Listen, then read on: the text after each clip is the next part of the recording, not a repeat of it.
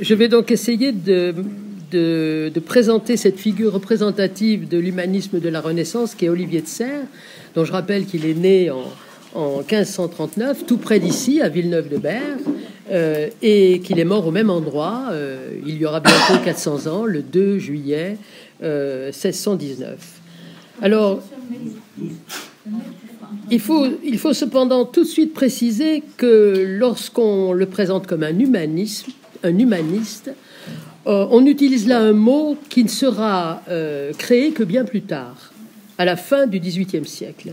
D'abord, pour caractériser ce mouvement culturel qui a pris naissance en Italie au XVIe siècle avec Pétrarque, et qui, Pétrarque étant le premier penseur de la Renaissance, puisqu'il s'est tourné vers les textes de l'Antiquité, et puis que c'est à partir de là, à partir donc de l'Italie, qui est en avance sur la France, XIVe siècle, que ce mouvement s'est répandu dans toute l'Europe. Alors, on utilisait, certes, on l'a bien rappelé, je vais quand même en dire un mot, à la fin du Moyen-Âge, l'expression studia humanitatis, pour désigner l'étude de ce qui caractérise l'être humain, pour le distinguer des enseignements d'ordre théologique. C'était les studia humanitatis, c'était une étude qui se différenciait de l'étude des Écritures. Et il s'agissait donc de ce que nous nommons encore aujourd'hui, traditionnellement, on l'a repris d'ailleurs, le ministre de l'Éducation nationale l'a repris, les humanités. C'est-à-dire l'enseignement, alors à l'époque, c'était l'enseignement des langues, des littératures et des cultures latines et grecques. Voilà. Mais le mot humanisme, avec le sens philosophique qu'on lui donne aujourd'hui, de doctrine qui prend pour fin la personne humaine, n'apparaît en réalité qu'au XIXe siècle. Avant, on ne le trouve pas, le mot humanisme, où il finit par désigner les valeurs alors considérées comme communes à l'ensemble de la civilisation occidentale, parce que l'humanisme, c'est en Occident que ça se trouve d'abord, civilisation qui est fondée, alors qui a deux racines, le judéo-christianisme d'une part, et l'Antiquité gréco-romaine d'autre part. Alors, d'abord, voyons que nous utilisons des mots qui, pour désigner des choses qui sont des mots qui n'ont été créés que bien après, humanisme par exemple. Mais il en va de même pour le mot Renaissance. Alors, le mot est venu d'Italie, mais en Italie, au XIVe siècle toujours, il ne concernait que le domaine des arts. Et on a utilisé ce mot pour désigner une époque historique que beaucoup plus tard, à partir du XIXe siècle, et c'est en particulier ce grand historien français qui est Jules Michelet, qui va utiliser pour la première fois ce mot en l'écrivant dans le cours qu'il donne au Collège de France en 1840-41, en l'écrivant avec une majuscule, et il va effectivement pour lui désigner une époque historique. Et donc parce que pour Michelet, il a vraiment le sens de la renaissance de l'homme tout court, voilà, comme si l'homme était véritablement rené en quelque sorte, né à nouveau au XVIe siècle, au XVe, XVIe siècle. Mais là encore, il faut être très prudent parce qu'il y a beaucoup de clichés en histoire. Nous ne fonctionnons qu'avec des clichés en réalité.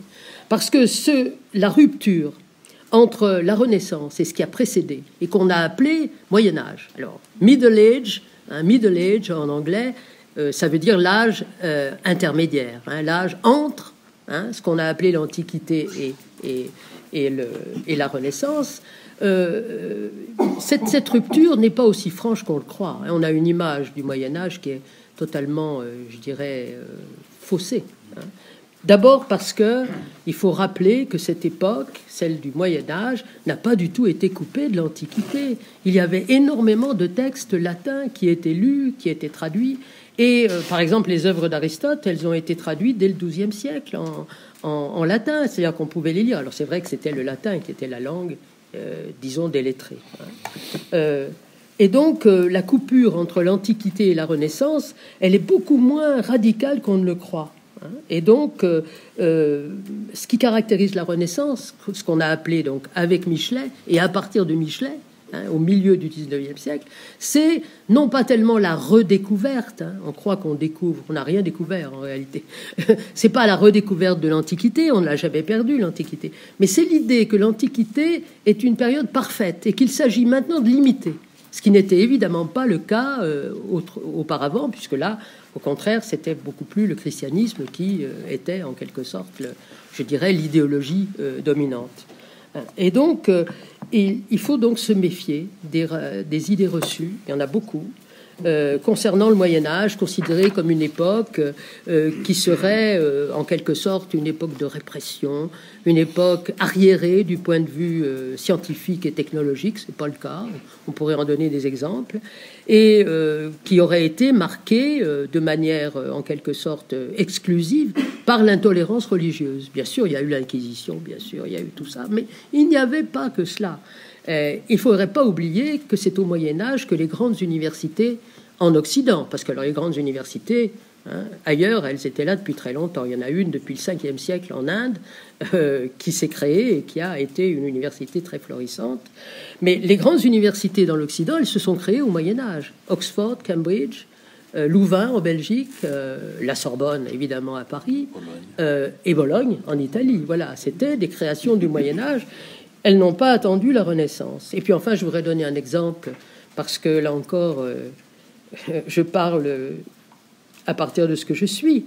Je donnerai l'exemple de l'œuvre de Régine Pernoud, qui a été une grande médiéviste et qui a écrit un livre bien connu, paru en 1980, La femme au temps des cathédrales. Qu'est-ce qu'on découvre? Que la femme était beaucoup plus libre au Moyen-Âge qu'elle ne le fut pendant tous les temps modernes. Parce qu'enfin, moi je suis né en 1942, et en 1942, je n'étais pas encore une citoyenne potentielle. Il a fallu attendre 1944 pour qu'on donne le droit de vote aux femmes. Et de même, je me suis heureusement mariée en 67, parce que si je m'étais mariée en 65, j'aurais eu besoin encore, je n'avais pas d'indépendance économique, j'aurais eu besoin de l'autorisation de mon mari pour ouvrir un compte bancaire. Donc, vous voyez, bon, voilà. Il est évident qu'en ce qui concerne le statut de la femme, les temps modernes n'ont absolument rien à envier à ce qui se passait au Moyen-Âge. Alors, évidemment, après avoir dit tout cela, il ne s'agit pas de nier les profondes transformations qui ont été à l'origine de ce qui s'est nommé la Renaissance. À cause d'abord, évidemment, il y a un certain nombre d'événements fondamentaux qui ont transformé la vie des Occidentaux à cette époque. D'abord, évidemment, l'invention de l'imprimerie. Invention, c'est un grand mot. Le papier existait depuis des siècles en Chine déjà, et l'imprimerie, c'est chinois. Bon. Mais Gutenberg, évidemment, est celui qui a inventé l'imprimerie en 1450 et qui a permis, alors, quelque chose d'important, la diffusion du savoir, qui était jusqu'à présent quand même essentiellement, pas seulement, mais essentiellement confiné dans les monastères. Puis, évidemment, la chute en 1453, ça c'est vraiment une date importante, la chute de Constantinople. L'Empire ottoman contrôlant désormais toutes les routes terrestres vers l'Asie, qui existait au Moyen-Âge. Il y avait un commerce entre l'Asie et ce qui ne s'appelle pas encore l'Europe. Mais là, il y a eu une coupure. Et c'est ce qui, comme vous le savez, a conduit certains grands aventuriers à ouvrir de nouvelles routes au commerce en regardant du côté de l'Ouest, en essayant d'ouvrir effectivement du côté de l'Ouest une voie vers ce qu'ils croyaient être les Indes. Alors c'est effectivement ce qui a motivé la découverte en 1492 par cet aventurier avide de richesse et d'une cruauté inimaginable que fut Christophe Colomb. On pourrait en dire des choses sur Christophe Colomb. Je passe. Il donnait simplement les bébés arawaks, qui étaient les tribus de ce qui est aujourd'hui Haïti. Il les faisait tuer et puis on les donnait aux chiens, n'est-ce pas? Voilà un exemple parmi d'autres des cruautés de Christophe Colomb. Alors, évidemment, lui, Christophe Colomb, il a d'abord cru avoir découvert les Indes, et c'est pourquoi il a donné, comme on le sait, le nom d'Indien aux aborigènes de ces contrées. Un nom qu'on a retenu, on ne sait trop pourquoi, c'est complètement arbitraire de les appeler encore indiens, puisque quelques années après, un ami de Christophe Colomb, qui va donner son nom à l'Amérique d'ailleurs, hein, Amerigo Vespucci, a été le premier Européen en 1508, mais bon, Colomb était déjà mort, pour dire que ce que Colomb avait découvert, c'était pas les Indes orientales, mais c'était bien un nouveau continent. Donc on aurait peut-être pu, effectivement, là encore, corriger l'erreur monstrueuse de Christophe Colomb, mais non, on l'a cliché encore, on l'a accepté. On parle toujours des... Et même les Indiens eux-mêmes, les Amérindiens s'appellent comme ça, vous voyez, c'est l'aberration de l'histoire, incroyable. Bon, alors, l'autre événement, donc deux événements, vous voyez, importants, hein, l'invention de l'imprimerie, la découverte de ce qu'on a appelé, ce qui va s'appeler le Nouveau Monde. Mais l'autre événement qui a profondément marqué les mentalités de cette époque, et qui est particulièrement important en ce qui concerne Olivier de Serres, protestant engagé et militant, comme on le verra, c'est la Réforme, bien sûr, hein, qui a commencé en Allemagne, hein, par Luther, hein, au XVe siècle, avec Luther au XVe siècle, et qui s'est continué en France et en Suisse, et à Genève en particulier, avec Calvin. Hein. Et c'est un événement d'une ampleur importante, hein, parce que le développement de l'Église réformée rassemble alors de 15 à 20% des Français. Hein. C'est pas rien, si je peux dire.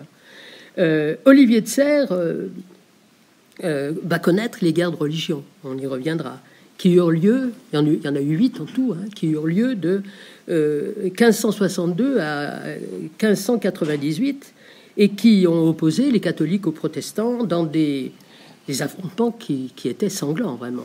Hein. On le sait, hein, tout le monde connaît le nom de la Saint-Barthélemy, hein, le plus grand massacre qui a eu lieu à Paris, mais pas seulement à Paris. Il y a eu beaucoup de morts à Paris, mais il y en a eu encore plus dans les provinces, qui eut lieu en 1572. Alors, bien sûr, l'aboutissement de ces guerres de religion, c'est la victoire remportée par Henri de Navarre, qui est le futur Henri IV, hein, qui est un protestant. Enfin, il va se convertir au catholicisme, bien sûr, il va être obligé de le faire. Mais même s'il remporte la victoire, on peut dire que le courant réformé, après les guerres de religion, ne sera plus du tout ce qu'il était avant. Hein. Il est devenu minoritaire, si je peux dire, et il le restera. Alors, l'édit de Nantes est promulgué en 1598 par Henri IV. Il est revenu au catholicisme à cette époque. Il garantit certes à la minorité protestante des droits politiques et militaires, mais il prive la minorité protestante de toute possibilité d'expansion religieuse. Donc il y a un coup d'arrêt quand même donné très fortement à l'expansion du protestantisme. Alors on sait évidemment comment tout ça va finir, hein, parce que on a étudié l'histoire de France. Hein, assassinat d'Henri IV par Ravaillac, fanatique catholique, et les persécutions vont se continuer. Hein. C'est les fameuses dragonnades, parce que c'était les dragons, les soldats français montés à cheval qui se sont mis à massacrer en quelque sorte les protestants partout où ils étaient, et ça a eu pour résultat que les protestants ont dû abjurer en grande partie leur foi. Une grande partie des protestants a abjuré leur foi simplement pour rester en vie. Et c'est là ce qui va être le prétexte à la révocation de l'édit de Nantes par Louis XIV en 1685, le culte protestant étant désormais interdit. Et il faudra attendre la Révolution de 1789 pour qu'il soit à nouveau permis. Voilà. Alors, vous voyez que, bon, si on veut situer Olivier de Serres, on est obligé de le situer dans cette période extraordinairement, je dirais, mouvementée de l'histoire de France. Alors, on peut donc pas nier que la Renaissance, qu'on a appelée la Renaissance, se caractérise par un renouvellement profond des mentalités, et qu'elle a en particulier vu la naissance d'une contestation des dogmes et des interdits religieux. Le schisme protestant mettant fin à l'unité de la chrétienté. Et c'est en effet à cette époque que le mot Europe, emprunté à la mythologie grecque, en fait c'est le nom d'une déesse plutôt sémitique, bon, mais bon, je ne reviens pas là-dessus. C'est à ce moment-là que le mot d'Europe se substitue à celui qu'on utilisait à l'époque pour désigner, en quelque sorte, le continent que nous nommons aujourd'hui européen, et qui était le mot Christianitas, hein, ce qui montre bien que ce qui faisait l'unité, quand même, c'était la religion. Ce qui en faisait l'unité, c'était la religion chrétienne. Il fallait effectivement distinguer l'Europe du Nouveau Monde, de ce qu'on a appelé le Nouveau Monde, et qui était précisément le Nouveau Monde américain. Alors cette période, elle est marquée, il faut bien le souligner quand même, par un esprit de laïcité, hein. Un mot qu'on n'a pas encore prononcé aujourd'hui, mais c'est important, c'est que un esprit de laïcité qui sera à l'origine de la crise de confiance, hein, qui affectera par la suite toute la chrétienté, parce que c'est là que ça commence quand même, hein. Mais il ne faut pas non plus, là encore, penser qu'il y avait déjà un athéisme militant à la Renaissance, hein. Ah non, c'est pas du tout le cas, hein. Les penseurs de la Renaissance, bien qu'ils se réclament des philosophes et des penseurs antiques, et qu'ils sont évidemment contre la pensée scolastique, hein, n'en abjurent pas du tout pour autant leur foi chrétienne. Ils demeurent dans la christianitas, si j'emploie encore ce mot. Alors c'est le cas de Pétrarque, c'est le cas de Dante, il faudrait quand même dire que c'est les grands penseurs de la Renaissance italienne, mais c'est aussi le cas de Montaigne, hein, qui est un strict contemporain d'Olivier de Serres. Certes, tous ces penseurs ont critiqué la pensée scolastique, parce qu'à l'époque, c'était l'héritage de Saint-Augustin, il fallait essayer de concilier la foi chrétienne et l'héritage gréco-latin, vous voyez, l'héritage de l'Antiquité. Alors, ils se sont opposés à la pensée scolastique, mais ils n'en ont pas pour autant renié leur foi chrétienne. Ils sont même Montaigne, hein, il est resté un chrétien, hein, il n'a pas du tout, il n'est pas sorti d'une certaine manière de l'Église. Il faut donc reconnaître, hein, comme le fait l'auteur d'un livre publié en 2014, un livre assez récent, L'histoire de l'humanisme en Occident, je le cite, hein, que la matrice de l'humanisme occidental est double, comme s'il avait été enfanté simultanément dans deux ventres. Il y a d'une part l'Antiquité classique, d'autre part le judéo-christianisme. Et ça se vérifie, on va le voir maintenant, en ce qui concerne précisément Olivier de Serres. Alors j'en arrive à la deuxième partie, je vais vous raconter un peu la vie d'Olivier de Serres, parce qu'elle est assez intéressante. On le connaît ici, mais on ne sait pas très bien comment il a vécu. Alors, Olivier de Serres, il est né dans une famille protestante aisée, hein, de Villeneuve-de-Berg. Son père était un commerçant de draps et de tissus. C'est un notable de la ville. Il meurt alors que Olivier de Serres a 7 ans, et il laisse évidemment à Olivier, à ses frères et à ses sœurs, il laisse une belle fortune, ce qui va permettre aux garçons, parce qu'évidemment c'était les garçons qui recevaient une bonne éducation, ce qui va permettre aux garçons de la famille de recevoir une très bonne éducation et d'acquérir la maîtrise du latin, du grec et du français. Parce que le français, depuis l'édit de Villers-Cotterêts de 1539, a été défini comme la langue officielle du royaume de France par François Ier. Et donc, alors le français, c'est peut-être pas la langue maternelle d'Olivier de Serres, hein. Il parlait peut-être dans sa famille un dialecte ardéchois, qui fait partie de la Languedoc. Mais le français, il l'a appris comme le latin et le grec, parce qu'il a fait des études, parce que c'est un lettré. Alors, il a fait aussi des études, on le sait, probablement à l'université de Valence. Y avait-il une université à Valence à l'époque?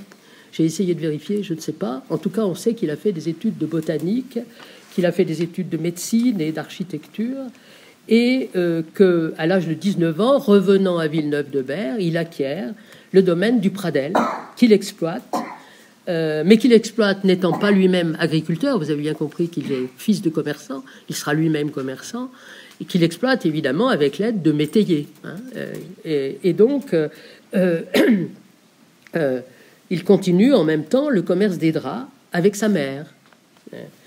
Il assure aussi le diaconat, il est diacre, il assure le diaconat de Villeneuve-de-Berg, Et c'est à ce titre qu'il est chargé en 1561 par les calvinistes de la ville d'aller à Genève pour demander à Calvin que soit nommé un pasteur à Villeneuve-de-Berg.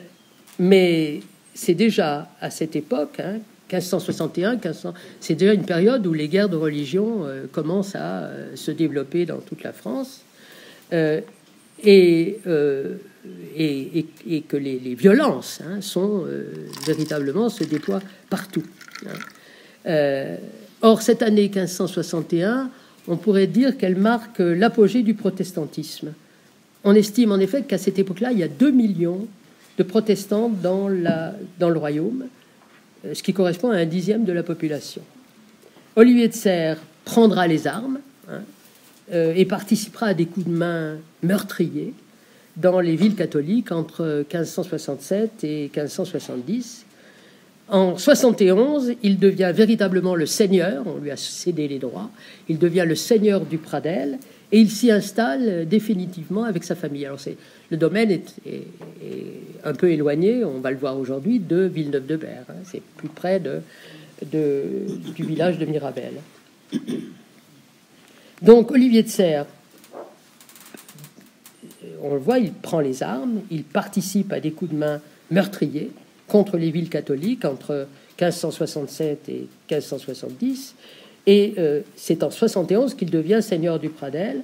Il s'y installe et il prend en 1573 la tête d'une armée protestante, assiège Villeneuve, qui est investie à ce moment-là par les catholiques. Alors j'y reviendrai plus tard, c'est un épisode particulièrement sanglant. Et de 1580 à 1587, les incendies se multiplient dans la région, ça pose véritablement des problèmes dans le domaine des Pradels. La peste aussi décime la région, et donc c'est une période véritablement sombre là, mais les choses finissent par s'arranger, et on pourrait dire qu'une période de prospérité s'installe dans le domaine du Pradel jusqu'à la mort en 1598 du frère Jean, nommé Jean de Olivier de Serres, qui était l'historiographe de Henri IV. On peut voir que la famille de Serres a des rapports avec le roi. Alors c'est pour solliciter une aide matérielle qui lui permettrait de prendre en charge ses neveux qu'Olivier de Serres se rend alors à Paris dans l'espoir d'y rencontrer Henri IV. Alors il n'y parvient pas directement, pas tout de suite. Il fera 3 voyages à Paris avant de véritablement rencontrer Henri IV, mais il profite de ces jours pour faire publier son livre de 1024 pages, un énorme manuscrit, et qui va être un succès de librairie, comme on dit aujourd'hui, et qui va être expédié dans toutes les paroisses de France.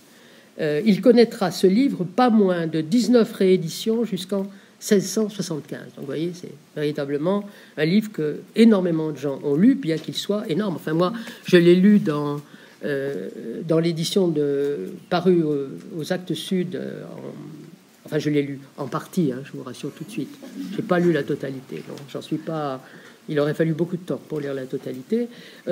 C'est un livre de 1461 pages, là, ici, dans l'édition de 1696. Donc, il y a une période véritablement à la fois de prospérité et une période de reconnaissance donc de Olivier de Serres. Mais après l'assassinat de Henri IV en 1610, les guerres de religion reprennent, comme je l'ai dit. Olivier de Serres est découragé. Il est alors âgé de 70 ans et il abandonne la rédaction de ses ouvrages, car il n'avait pas écrit que ce livre-là. J'y reviendrai, mais tout est là, ça a disparu, presque tout. Et en 1615, il institue son fils comme l'héritier du domaine du Pradel. Il meurt en 1619 à l'âge de 80 ans. Et après, ce qui se passe, c'est pas non plus très réjouissant, parce que le domaine du Pradel sera entièrement rasé, le mât n'existera plus, sur ordre de Richelieu, parce que les guerres reprennent contre les protestants. Alors, heureusement, Daniel de Serres, qui est le fils de Olivier de Serres, a la vie sauve, mais la bibliothèque est incendiée, donc on n'a plus rien pratiquement de tous les autres écrits de Olivier de Serres. Et donc, il faudra attendre une certaine période pour que le mât soit reconstruit. Alors, Daniel de Serres, qui a réchappé à la mort, reconstruit le mât, et son fils le lèguera à la famille de sa mère, qui est originaire de Mirabel, justement. Voilà. Donc ça, c'était l'histoire du mât. Mais il faudra attendre plus d'un siècle pour qu'Olivier de Serres soit reconnu comme le père de l'agriculture française, parce qu'il y a eu un siècle de silence total fait sur ce livre, qui a eu pourtant un tel succès au XVIIe siècle. Alors, qu'il soit reconnu comme le père de l'agriculture française, alors ça, c'est l'expression d'un célèbre agronome anglais, Arthur Young, qui vient... c'est un des premiers penseurs anticolonialistes, d'ailleurs, c'est intéressant, vous voyez, qui vient en France, qui fait 3 séjours en France et qui visite le domaine du Pradel en 1689 et qui a publié un livre qu'on peut lire parce qu'il a été traduit en français sur ses voyages en France. Alors, on commence donc, à partir de là, à rééditer l'ouvrage d'Olivier de Serres. Il connaîtra, par exemple, 5 rééditions jusqu'en 1802. Napoléon Ier fait ériger en 1804 l'obélisque que vous pouvez voir à Villeneuve-de-Berg, en l'honneur de Olivier de Serres. Et Napoléon III commande au sculpteur Eber une statue en bronze qui est aussi visible toujours à Villeneuve-de-Berg, qui a été inaugurée en 1858 et qui se trouve donc juste à l'entrée de la ville. Une première biographie très élogieuse, qui intitulée Olivier de Serres, sa vie et ses travaux, lui est consacrée en 1871 par Henri Wachalde, qui est un écrivain régional, qui a écrit surtout sur le Vivarais et sur le sud de la France. Alors, je voudrais encore citer quelqu'un, parce que c'est quelqu'un d'intéressant, c'est Fernand Lequesne, qui est un magistrat, mais un magistrat qui s'intéresse beaucoup à l'agriculture, à l'art des jardins. Il a publié plusieurs livres sur cette question, et qui a rappelé dans sa biographie, dans l'une des 2 biographies qu'il a consacrées à Olivier de Serres, dont l'une porte un titre très intéressant, Olivier de Serres, agronome et soldat de Dieu. J'y reviendrai. Dans ses biographies, il met l'accent sur, disons, les apports d'Olivier de Serres, les apports à l'élevage des abeilles, aux techniques de greffage et de travail du sol. Et on est juste à la fin de la Deuxième Guerre mondiale. Il loue le recours qu'a fait Olivier de Serres aux techniques de fumure, de fumage, si vous voulez, en lieu et place des engrais industriels dont Fernand Lequesne, on est en 45, en 42 même, sa première biographie,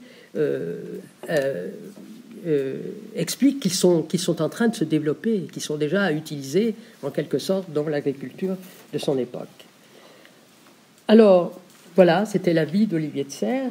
Alors, évidemment, je ne suis pas la mieux placée, vous imaginez bien, pour parler de l'agronome que fut Olivier de Serres. J'étais obligé là d'enquêter vraiment, mais je vais essayer donc de présenter simplement de manière succincte. Il y aurait beaucoup de choses à dire. D'ailleurs, si on visite le musée de l'Institut, qui est très bien fait, on voit toutes les innovations les innovations d'Olivier de Serres ont été mises en lumière dans ce musée, et je vous incite, si vous avez le temps, à y aller. C'est dans l'Institut où on ira tout à l'heure. Alors, je vais essayer simplement de parler un peu de ce livre qu'il publie en 1600, donc juste, sous le titre très, très intéressant, Théâtre d'agriculture et ménage des champs. Olivier de Serres n'est pas le premier, évidemment, à consacrer un gros traité à l'agriculture à la Renaissance. Parce qu'il faudrait citer, là encore, on est précédé par les Espagnols et les Italiens. Il faudrait citer, par exemple, le Libro de Agricultura de Alonso Herrera, qui est paru en 1539, donc bien avant, vous voyez, le théâtre d'agriculture d'Olivier de Serres, et qui est le premier livre écrit en langue vernaculaire, c'est-à-dire en espagnol. Avant, on écrivait en latin, mais lui, il a écrit en espagnol, et qui est un livre, donc c'est le premier du genre, mais il y a aussi un autre livre, un livre d'un Italien, alors très intéressant, cet Italien, j'ai lu plein de choses sur lui, ça paraît être quelqu'un d'extrêmement intéressant, c'est Agostino Gallio, qui a fait paraître un livre en 1550 à Brescia, intitulé, alors lui aussi écrit en italien et non plus en latin, vous voyez, intitulé « Les secrets de la vraie agriculture et honnête plaisir qu'on reçoit en la ménagerie des champs ». Il utilise déjà lui aussi le mot ménagerie ou ménage, j'y reviendrai. Alors ce livre, il est écrit sous forme de dialogue, qui était un genre littéraire très prisé à l'époque. Mais ce qui fait l'originalité du livre d'Olivier de Serres, c'est d'avoir choisi la forme du théâtre et de l'avoir divisé, non pas en chapitres, mais en lieux, 8 lieux. Il s'agit en effet d'une véritable mise en scène de tout ce qui concerne l'agriculture. Et la pièce qui y est jouée se déroule en 8 lieux différents. Par exemple, alors je vous donne des exemples, le labourage des champs est un lieu, la culture de la vigne en est un autre, la conduite du poulailler, voilà un autre lieu. Alors la notion de théâtre, là, il faudrait dire beaucoup de choses, mais bon, je simplifie. Elle s'applique à cette époque à la suite d'un projet qui a été le projet d'un Italien, Giulio Camillo. C'est le projet d'une mise en ordre des arts ou des pratiques selon une méthode. Et donc, il utilisait même un véritable théâtre pour les présenter. Et cette mise en ordre des savoirs va être appliquée à toutes sortes de domaines. Et donc, ça va être le cas précisément pour l'agriculture. Alors, quant au mot ménage, alors c'est un mot évidemment qui nous parle beaucoup, parce qu'il désigne la manière dont on doit manier la terre.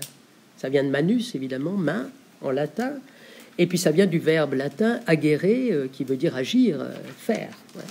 Et donc, d'ailleurs, ce mot, il a donné en anglais le mot utilisé aujourd'hui dans le franglais, si je peux dire, usuel, management, le management, le management. Et le manager, c'est le gestionnaire, c'est le directeur, justement. Alors, c'est ce que Olivier de Serres explique dans la préface. La préface est un texte très intéressant, vraiment, parce qu'il présente son projet. Et dans la préface, il déclare, je le cite, et le français, alors qui a été un peu, évidemment, réactualisé ici, est quand même très lisible. C'est plus lisible que le français de Montaigne, hein, vraiment. Oui. Alors, voici ce qu'il dit. Mon intention est de montrer, si je peux brièvement et clairement, tout ce que l'on doit organiser et faire pour bien cultiver la terre, et ce, pour commodément vivre avec sa famille, selon le naturel des lieux auxquels on s'habitue. Voilà, on s'habitue, les lieux qu'on habite. Hein. C'est l'habitude et l'habitation, c'est la même chose à l'époque. Alors, qu'est-ce que je peux faire, évidemment, en n'étant pas une spécialiste de l'agronomie? Je peux juste que mettre l'accent sur les innovations que propose Olivier de Serres. D'abord, très important, l'abandon de la jachère, hein, l'assolement triennal, c'est-à-dire le remplacement par des cultures fourragères. Ensuite, l'introduction de nouvelles espèces, hein, alors évidemment, qui viennent d'Amérique. Le meilleur exemple, c'est la pomme de terre, connue dans le Vivarais bien avant Parmentier. Là encore un cliché, n'est-ce pas? Elle était connue, on l'appelait la cartoufle, et elle était connue dans le Vivarais avant Parmentier. Une autre innovation, le labour profond, le souffrage de la vigne. Alors, bon, la culture de la vigne, c'est un grand chapitre, hein, de ce livre. Hein. La taille des arbres, taille très importante. Et l'élevage des abeilles, dont nous parlerons ce soir. Mais c'est surtout l'intérêt que montre Olivier de Serres pour la sériculture que je voudrais un peu développer. Sériculture, séricum, c'est le nom pour soie en latin, et c'est donc l'élevage, la sériculture, c'est l'élevage des vers à soie, dont on sait qu'il a été extrêmement répandu dans cette région de l'Ardèche depuis cette période.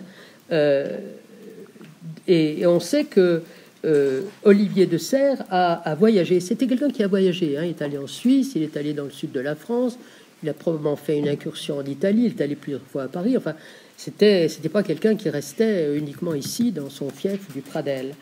Et on sait qu'il a visité des magnaneries. Alors, magnanerie, ça vient de maha, qui est le mot occitan pour ver à soie. Hein. Il a visité des magnaneries qui étaient déjà assez répandues au Languedoc. Enfin, il y avait déjà un élevage de ver à soie à l'époque où Olivier de Serres parle. Ça s'était développé à partir du VIe siècle, hein, mais d'abord évidemment en Orient. Mais c'est arrivé pendant le Moyen-Âge en France. Enfin, c'était déjà quelque chose d'installé, hein, l'élevage du ver à soie. Mais il va vraiment se développer à cette époque. Et c'est grâce sans doute au chapitre qu'il consacre dans le 6e lieu à... alors le 6e lieu, je vous avais donné l'exemple, c'est la conduite ça s'appelle la conduite du poulailler. Mais ça comprend bien d'autres choses. Sous ce titre, ça comprend la conduite du colombier, des ruches et des vers à soie. Et il y a donc un chapitre, le 15e chapitre, qui est consacré à la cueillette de la soie et la nourriture des vers qui la font. Or, ce chapitre a été publié en 1599, au moment du premier voyage, en quelque sorte le premier voyage que fait Olivier de Serres à Paris, avant l'apparition de son livre. Il fallait appâter les éditeurs, et donc on a publié cette plaquette. Et évidemment, Olivier de Serres sait très bien que la sériculture va se développer, parce que Lyon a obtenu de François Ier, en 1540, le monopole de la production de la soie. Hein, est devenue la cité de la soie déjà au XVIe siècle. Alors Olivier de Serres, évidemment, a compris l'intérêt.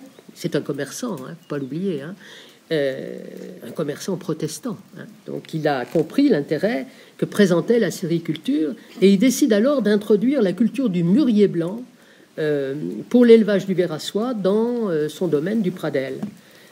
Et c'est comme ça qu'il va commencer à commercialiser les chevaux de soie qu'il va produire, hein, qui seront mis en vente dans les shops paternels à Villeneuve-de-Vergue, dans le commerce qui est toujours tenu par sa mère et par lui-même. En 1603, à l'occasion de la 2e édition de son livre, Olivier fait de nouveau un voyage à Paris où il diffuse une autre brochure concernant la culture du mûrier blanc, parce que là aussi il veut la développer, et il persuade Henri IV d'intensifier cette culture, et ça intéresse évidemment Henri IV parce que ça permet de diminuer le coût nécessaire à l'achat d'étoffes qui venaient de l'étranger, qui venaient de l'Orient évidemment à l'époque. Hein. La soie était importée, elle l'a été pendant très longtemps d'ailleurs, hein, encore. Hein.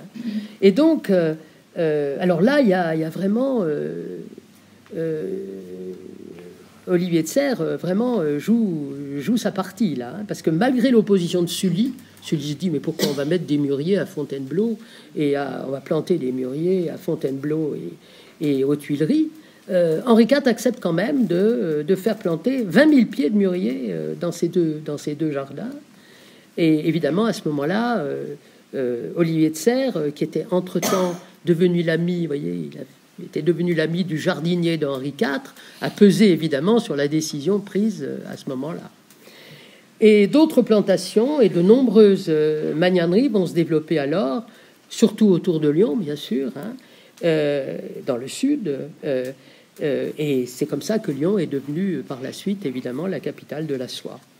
Alors, il y a déjà à cette époque toute une littérature traitant du ver à soie. Encore une fois, Olivier de Serres n'est pas le premier à cet égard. Elle est très élaborée, cette tradition écrite, et elle provient, comme toujours, évidemment, d'Italie et d'Espagne. C'est là qu'on a commencé à écrire sur la sériculture. Et ce qui est intéressant, c'est qu'il y a quelque chose de fascinant dans le ver à soie. C'est les métamorphoses, évidemment, du ver à soie. Elles ont toujours enflammé l'imagination et elles ont donné lieu, d'ailleurs, à certaines explications et pratiques magiques. Et ce qui est intéressant, c'est que, alors je ne m'étends pas là, mais enfin, il y a vraiment des choses tout à fait étonnantes dans lesquelles, finalement, Olivier de Serres entre un peu. C'est ça qui est intéressant. C'est que il les dénonce, mais sans pourtant se prononcer de manière définitive. Vous voyez, il est très précautionneux. Peut-être qu'elles ont leur bien fondé, dit-il, ces explications et ces pratiques magiques.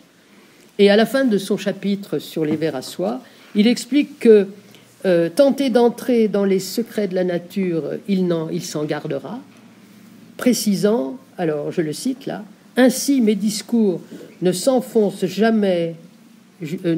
pas jusqu'au centre, ils s'arrêteront à la superficie.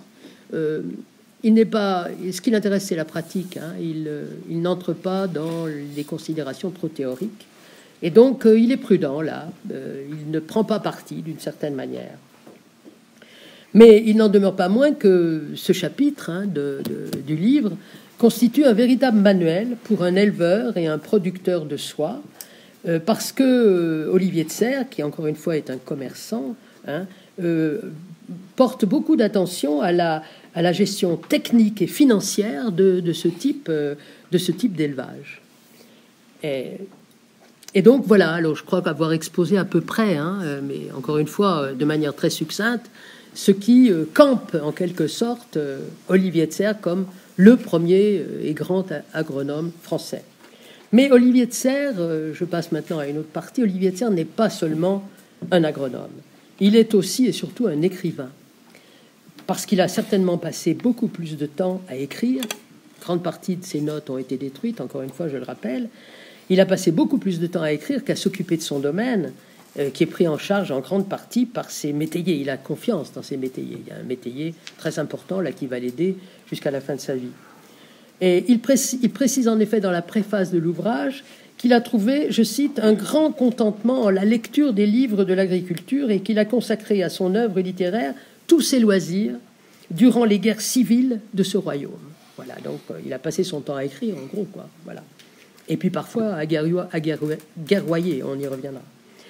On a en effet, en lisant, l'impression qu'il cultive la langue comme il cultive le sol. Vous voyez, c'est un plaisir de le lire. Hein. C'est vraiment un style très clair, très imagé, et tout le monde est en admiration devant le style d'Olivier de Serres, même si certains trouvent qu'il a été trop prolixe, parce que c'est vrai qu'il a écrit plus de 1500 pages et que, encore une fois, moi je suis pas au bout du livre, hein, j'en suis loin. Alors, pourquoi, évidemment, c'est un écrivain? Parce que c'est un lettré, il ne faut pas l'oublier. Hein. En homme de la Renaissance, il mentionne dans les textes, dans ce livre, les textes des anciens, latin et grec. Ce qui, explique-t-il, le stimule dans ses observations. Car il n'est pas question pour lui d'entrer dans des questions théoriques, mais au contraire de mettre ces textes anciens au service de la pratique. Il affirme cependant très hautement que la lecture des textes anciens, tels les Travaux et les Jours d'Hésiode, ou bien les Géorgiques de Virgile, demeure indispensable, absolument indispensable, car, je le cite, « qui ne voit que l'expérience des laboureurs non lettrés est grandement aidée par la raison des doctes écrivains d'agriculture. » Donc il faut éclairer les agriculteurs non lettrés, il faut leur apporter la connaissance qui a été celle des anciens à cet égard. Mais encore une fois, s'il recourt à ces textes anciens, c'est uniquement pour leur valeur pratique, parce qu'il se méfie quand même de tous ces procédés magiques qui sont évoqués dans ces textes et qui font partie, en quelque sorte, de ces traités anciens d'agriculture. Olivier de Serres ne les mentionne, je cite encore, c'est intéressant, que pour s'amuser à de telles folies, et afin, et je cite encore, que notre père de famille, car on va voir que le ménager c'est un père de famille, que le père de famille, quittant toutes ses vanités, quoique antiques, s'arrête à ce qui, par expérimentée raison et longue pratique, il verra être bon à ses affaires et ouvrages. Donc, les explications magiques, les explications mythologiques, on ne s'en sert que si elles aident à la pratique. Sinon, on les laisse de côté, on ne s'y intéresse pas. Et donc, je reviens à cette idée de père de famille. Il est important de préciser que l'homme dont il est question dans le théâtre d'agriculture, ce n'est pas vraiment Olivier de Serres lui-même, mais c'est... il est présenté comme se comportant en bon père de famille, bon époux, aimant la paix, à la fois généreux et ferme, et amoureux de la nature, au point d'aller réchauffer par son souffle une abeille mourante qu'il tient dans sa main. Donc vous voyez, on est parfois transporté par l'amour que montre ce bon père de famille dont parle Olivier de Serres pour la nature. Alors, il s'agit donc évidemment, on le verra par la suite, non pas tant d'Olivier de Serres lui-même, hein, qui se campe lui-même comme personnage dans le théâtre d'agriculture, que de la représentation qu'il se fait de l'honnête homme de la Renaissance, hein, et de l'idéal vers lequel celui-ci devrait tendre. Hein. Et à cet égard, c'est intéressant parce que le théâtre donne une image très fidèle du mode de vie de l'époque, qui est demeuré d'ailleurs un mode de vie très longtemps, qui a été celui de l'Ardèche jusqu'à pratiquement la Deuxième Guerre mondiale. Hein. C'est un mode de vie autarcique, hein, complètement autarcique, où il n'y a pas de moyens de transport, il y en a très peu, et où l'autarcie est presque complète. Les familles d'agriculteurs devant produire pour elles-mêmes tout ce dont elles ont besoin, hein, des denrées consommables, évidemment, d'abord, mais jusqu'aux vêtements, hein, et aux chandelles. Hein. Et là, on a évidemment une explication sur tout ce qui doit être produit. Alors, on voit qu'on a affaire au tableau d'une agriculture très diversifiée et donc très complexe. Et pour que ce tableau devienne compréhensible, il est important qu'il soit écrit non pas en latin, langue des lettrés, mais en français, langue accessible en principe à tous, hein, puisqu'elle a été désignée comme langue officielle du royaume par François Ier. Et puis, écrire en français, c'est aussi donner l'occasion, c'est aussi une occasion de faire entrer dans une langue moderne le savoir hérité de l'Antiquité. Alors, il y a un glossaire à la fin, n'est-ce pas, où on a tous les termes qui sont parfois empruntés aussi à l'occitan, qui sont les termes par lesquels on va pouvoir parler d'agriculture et qu'il faut faire entrer dans la langue française. Donc, on voit que la part de la rhétorique et du style est très importante dans tous les traités d'agriculture, d'ailleurs, et pas seulement dans celui d'Olivier de Serres, parce que c'est un facteur important pour la transmission du savoir. Il s'agit de transmettre un savoir que l'on doit pouvoir mettre en pratique. Et alors, ce qui est intéressant chez Olivier de Serres, c'est qu'il veut, et c'est la tradition du théâtre, hein, de ce qu'on appelle le théâtre, ce mode littéraire, qui est devenu un mode littéraire, c'est qu'il faut procéder de manière très méthodique, hein, car les idées et les notions sont relatives à des lieux, il y a 8 lieux là, relatives à des lieux qu'ils occupent dans une sorte de dispositif scénique, voyez, qui est le dispositif scénique du savoir. Et donc la méthode d'exposition utilisée par Olivier de Serres consiste à faire précéder chaque lieu d'un tableau. Alors on a un tableau à partir de... vous voyez par exemple là vous avez un tableau, hein, qui est le début d'un des huit lieux qui vont être investigués là par Olivier de Serres. Et ce tableau procède de manière dichotomique, par couple d'opposés, de manière à ce que le lecteur puisse se repérer par avance déjà dans ce qui va être traité par la suite. Donc, souci de méthode. Et parce que, encore une fois, une grande partie du texte du théâtre est tirée de lectures, hein, qui sont des lectures confrontées les unes aux autres, la variété des sources permettant par elles-mêmes le développement de l'esprit critique. On va se demander s'il y a des manières opposées de pratiquer ou de traiter de telle ou telle culture. On va se demander quelle est la meilleure et qui a raison finalement. Et donc, c'est probablement d'ailleurs ce qui a fait le succès du livre. Il a eu un très grand succès, encore une fois, au XVIIe siècle, parce que c'est pas seulement un traité d'agriculture finalement, mais c'est ce qu'il a essentiellement pour objet, c'est de traiter des capacités et des pouvoirs de l'esprit humain, hein, qui, s'appuyant sur l'héritage considérable provenant des anciens, s'attache à le mettre en pratique de manière moderne. Il y a une modernité de ce livre au XVIIe siècle qui a fait évidemment son succès. Alors Olivier de Serres conclut en effet son livre en expliquant que ce à quoi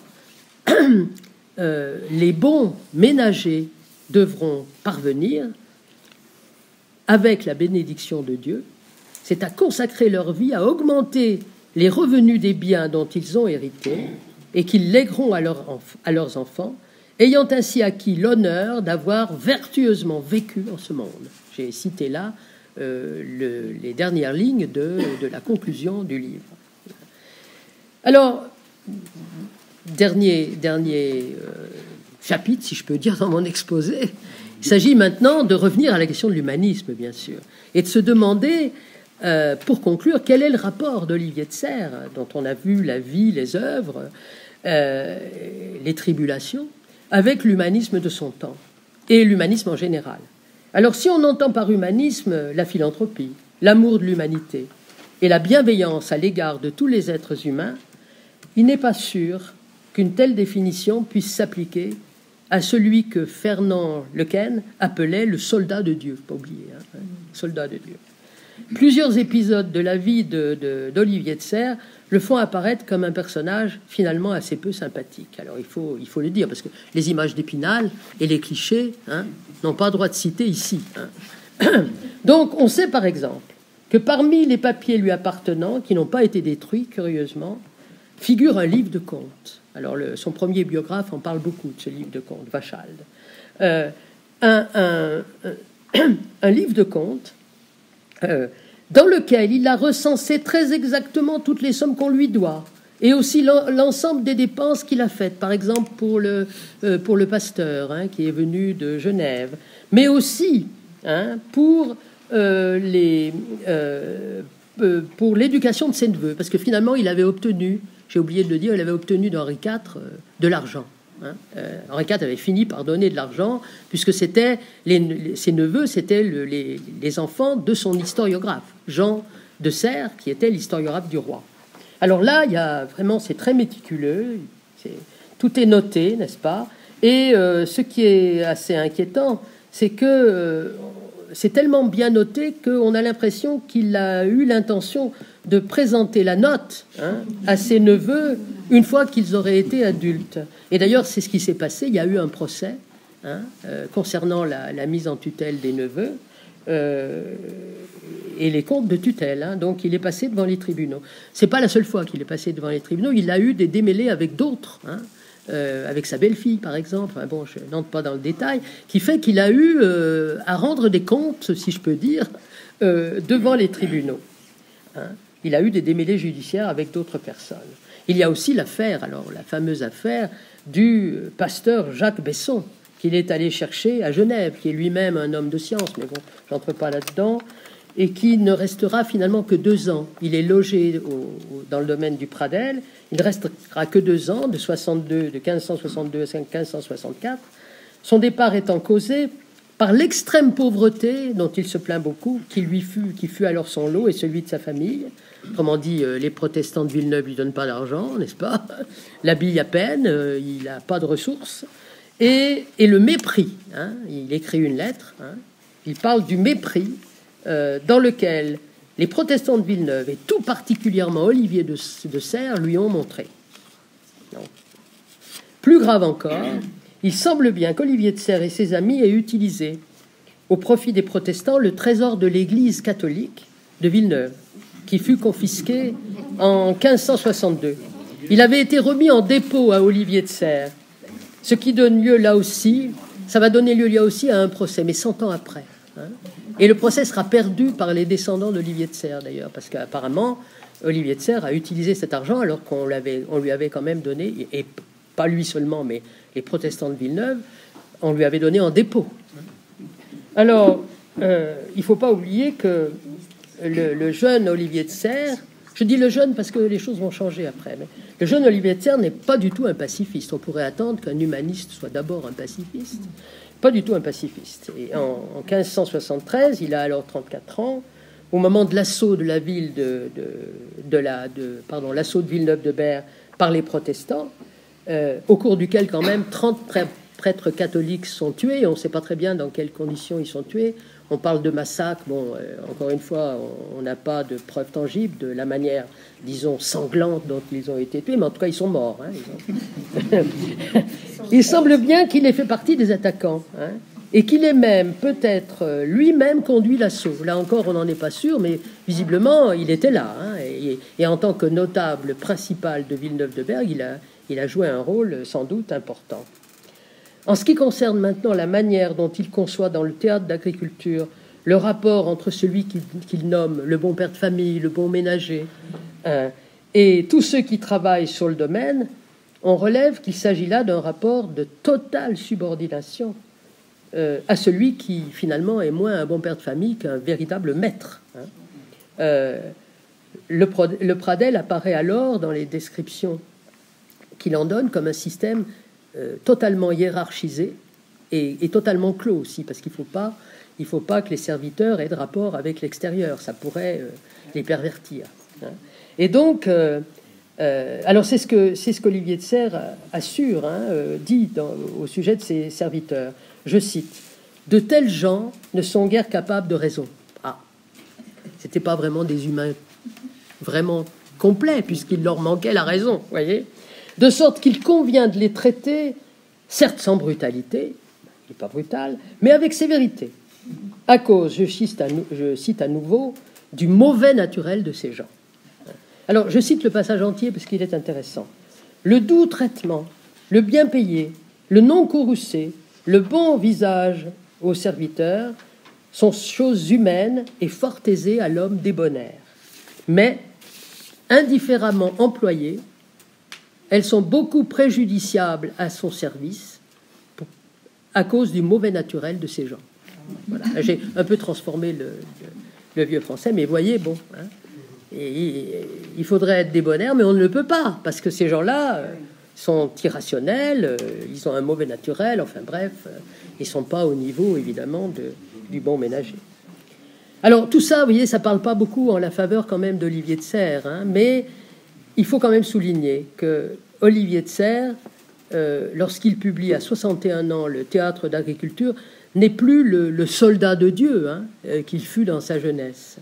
Il a en effet eu le temps de se rendre compte des conséquences épouvantables des guerres de religion qui se sont déroulées pendant plus de 30 ans et dont il a pâti, puisqu'il y a eu des destructions importantes dans le domaine du Pratel et auxquelles il a participé. Et à la fin de sa vie, on peut dire qu'il est devenu partisan de la paix.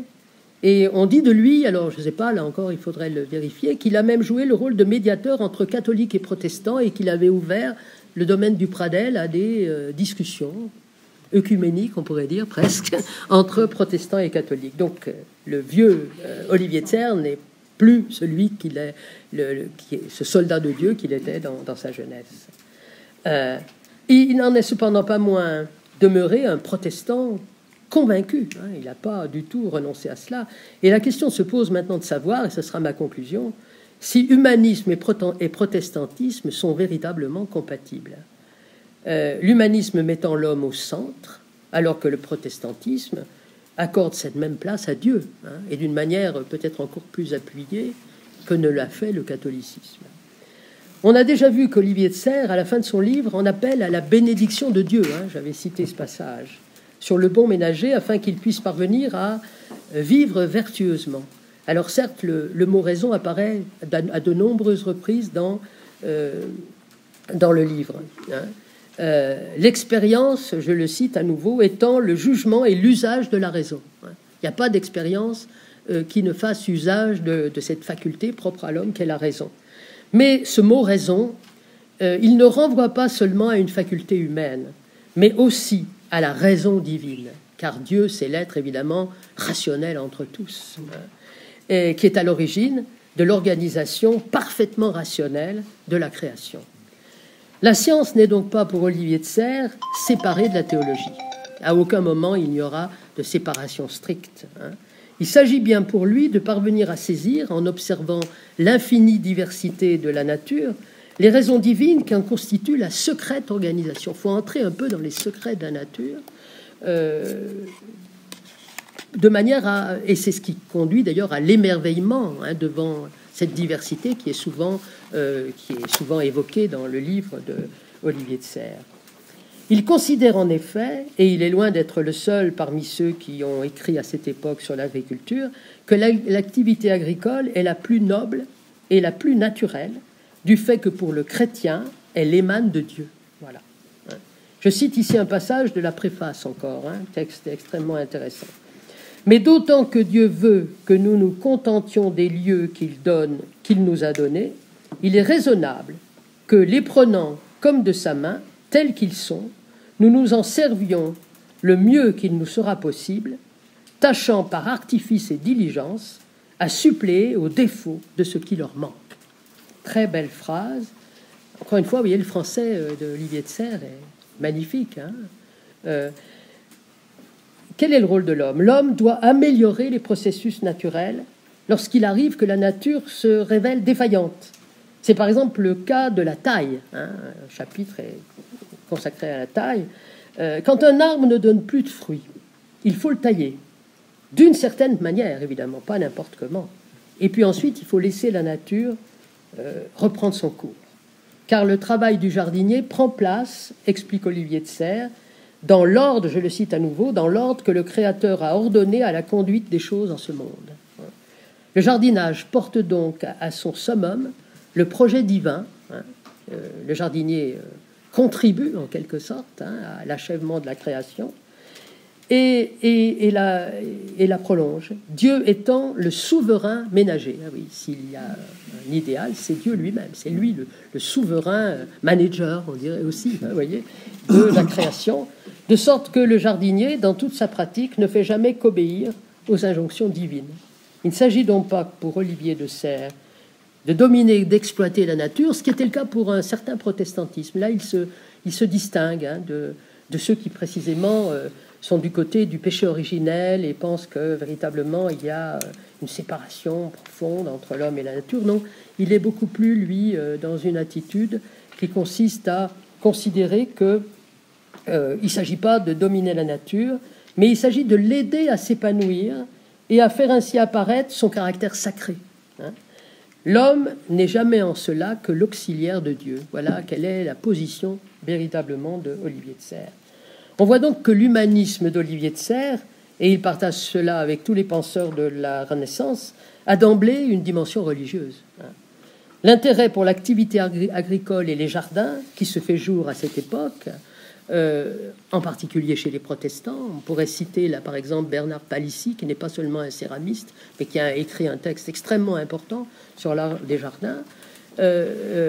Cet intérêt pour le jardinage provient de la conviction que l'être humain a été créé par Dieu pour cultiver et garder la création. On peut cependant se demander si cette image flatteuse de l'homme comme auxiliaire de Dieu n'a pas été mise à mal par la révélation de la malignité humaine que les guerres de religion ont apporté. Parce qu'enfin, là, on a vu un déchaînement de violence considérable. C'est ce qui conduira à Montaigne, encore une fois, strict contemporain. Il est mort bien avant Olivier de Serres, mais il est né il est proche de Olivier de Serres, de tresser un tout autre portrait de l'être humain. Parce que Montaigne, bien qu'il soit demeuré un chrétien toute sa vie, considère que l'homme n'est pas le centre de tout. Non, l'homme n'est pas le centre. C'est un être versatile et ridicule, capable du pire comme du meilleur. Et alors, ce qui va se mettre en place et qui n'est qu'à peine esquissé encore dans cette période de la Renaissance, au XVIe, c'est l'idée que les humains peuvent évoluer sans s'appuyer sur la religion. Voilà. La religion va être mise en quelque sorte de côté. Et ce qui va se nommer explicitement humanisme à partir de l'époque des Lumières va donc grandement se démarquer de la manière dont Olivier de Serres considérait l'être humain, car cet humanisme, il va se développer d'abord sur la base du déisme, la croyance en un Dieu qui n'est plus celui du tout des Écritures, mais un créateur abstrait, le fameux grand horloger dont parle Voltaire. Et puis ensuite, évidemment, on aboutira à l'athéisme, n'est-ce pas, qui va s'épanouir au XIXe siècle, en particulier avec Nietzsche, qui va proclamer rien moins que la mort de Dieu. Mais ce qui est intéressant, c'est que Nietzsche, d'une certaine manière, continue d'exhorter l'être humain à se dépasser dans la figure de ce qu'il appellera le surhomme. Mais le surhomme nietzschéen n'a rien à voir avec l'idée de l'homme augmenté. Il ne faut pas se tromper là. C'est pas le Superman. Le surhomme nietzschéen, c'est pas un homme augmenté. Il ne s'agit pas d'augmenter les pouvoirs de l'homme, mais il s'agit au contraire, car Nietzsche en appelle à nouveau, en consonance d'une certaine manière avec Olivier de Serres, à l'humilité. Qu'est-ce que l'humilité? C'est le retour à l'humus. Il ne faut pas oublier que homme, ça vient aussi le mot homme vient aussi du rapport à la terre, n'est-ce pas? Rapport à l'humus, rapport à la terre. Et l'appel de Nietzsche, c'est que le surhomme doit revenir au sens de la terre. Appel qui prend, me semble-t-il, aujourd'hui, au moment où l'existence humaine future sur la planète se voit menacée, un tout nouvel écho. Voilà, je vous remercie.